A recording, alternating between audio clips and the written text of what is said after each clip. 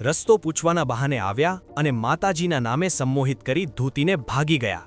અમદાવાદના વેજલપુરમાં વૃદ્ધાને વાતોમાં ભોળવી હિપ્નોટાઇઝ કરી સોનાના દાગીના લૂંટનાર ભૂવો હવે પોલીસના સકંજામાં છે. સાવધાન રહેજો, ક્યાંક તમારી શ્રદ્ધાનો કોઈ ગેરફાયદો ન ઉઠાવી જાય.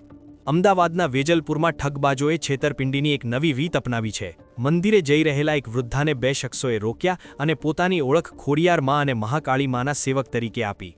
વાતોમાં વૃદ્ધાનો વિશ્વાસ જીતી તેમને સંમોહિત કર્યા અને માતાજીના નામે તેમની સોનાની બંગડી કઢાવીને ફરાર થઈ ગયા. સમગ્ર ઘટનાની તપાસમાં લાગેલી એલસીબી ઝોન 7ની ટીમે ગણતરીના દિવસોમાં જ 21 વર્ષના સુનિલ નાથ ચૌહાણ ઉર્ફે મદારીને ઝડપી પાડ્યો છે.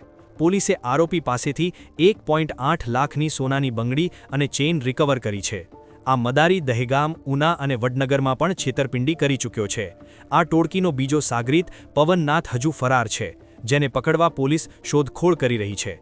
પોલીસની પ્રજાને અપીલ છે કે રસ્તામાં કોઈ અજાણ્યા શખ્સોની ધાર્મિક વાતો કે વિધિની જાળમાં ફસાઈને પોતાના કિંમતી દાગીના ન ઉતારવા.